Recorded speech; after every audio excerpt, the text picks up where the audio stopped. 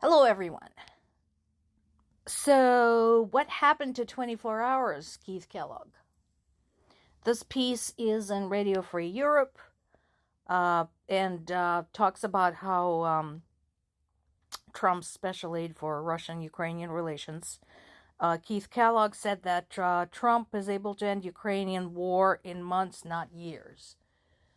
During his election campaign, he promised to end it in 24 hours. What happened to the 24 hours? And that is going to take at least months, since his own administration is split on how to do this. Some in Trump's administration insist that losing the war in Ukraine would reflect badly on the U.S. prestige in the world and would be a message of weakness to America's enemies, which is true, except the very existence of this administration had already done that. So I'm not saying that losing in Ukraine would also, send a positive message, but you guys are looking in the wrong place when it comes to undermining U.S. prestige. That's beside the point. On the other hand, another portion of the administration says, nope, let's just go cold turkey. Let's cut off all aid to Ukraine and force them to capitulate. What I would like to point out is that if that happens, Ukrainians are not going to stop fighting. Some of the political analysts in Russia have been warning Russian government, saying, you don't want this mess. Don't do this. You don't want Ukraine to capitulate. Get the hell out of there, because if Russia overruns Ukraine,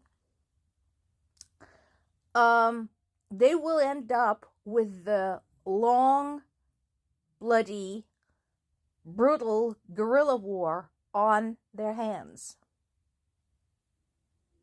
Ukrainians are not going to stop fighting just because their government is forced to capitulate.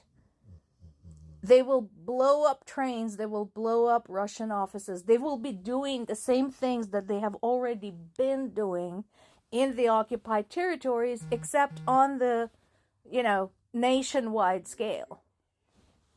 So that's not going to end the war. It's just going to change the way in which the war is waged.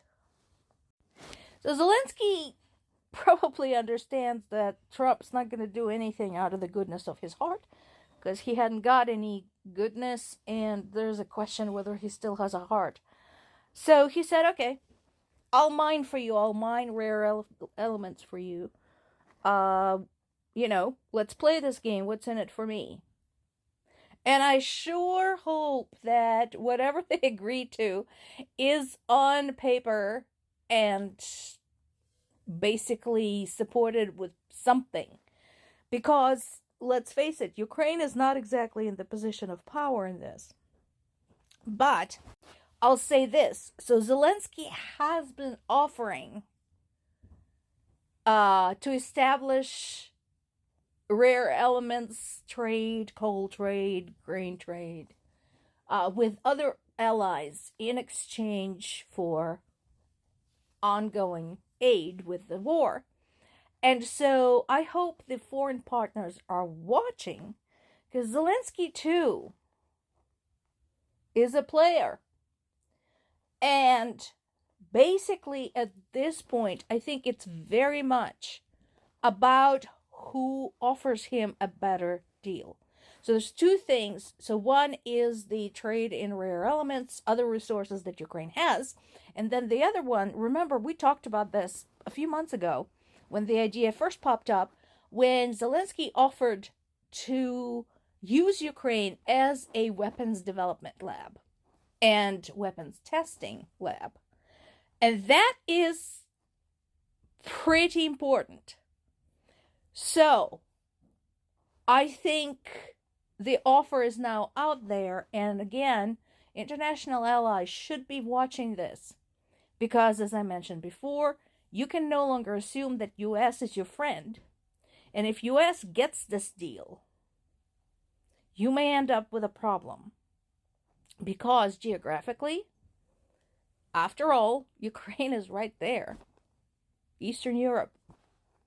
So consider if you want to have a US controlled weapons development and testing lab right there in your backyard. Something to consider, world governments. This is serious. Meanwhile, the nightmare continues inside and outside Ukraine. What is this all about? Unfortunately, this is about terrorist attacks by Ukrainian citizens against Ukrainian military recruitment officials. Somebody basically tried to, blow up another recruitment center and died in the process. The police says it was the 9th attack this year. So we are just into February and there's already been 9 such attacks. That's like 2 a week, basically. So this particular one took place in Rivne, which is in the northwest of Ukraine. And yeah, the person who started it died in the explosion and 6 other people were wounded. Ukraine's military development continues. Again, it has to. We talked about the use of drones.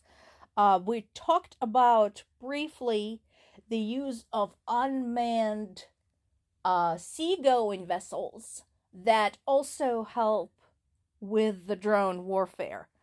Because, of course, you can have that bugger floating out there controlling drones, and if somebody takes it out, at least there's no human casualties. They're now talking about robotic vehicles armed with some type of a weapon, like a gun, deployed to carry out dangerous tasks like locating mines, for example. That has been a huge issue. Russians have mined everything they could get their grubby little hands on. So, useful. More civilians were killed yesterday in the Donetsk region and also in Odessa. Once again, same thing, same old, same old. They're continuing to target civilians. They hit more residential buildings, more private homes. People died.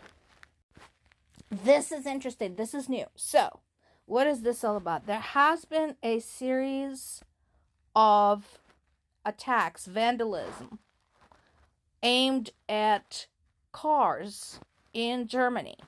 Initially, they thought that it was those idiot climate activists, not the good climate activists, but the morons who throw paint at paintings or pollute fountains with soup. So those guys. So now, after some investigation, they are suspecting that it was a coordinated attack by Russia with the intent of meddling in the German election. How many times have I told you that if Russia is not stopped, they're going to continue doing this shit? It's doing this shit. Another journalist has been expelled from Russia. Well, thank goodness he was just expelled and not arrested, as has happened with other journalists. This particular one is from the French newspaper Le Monde, which translates to The World. And this needs to be reiterated. There is no freedom of speech in Russia. There is no freedom of the press in Russia. They will oppress anyone who disagrees with them. Americans, does that sound familiar? Pay attention.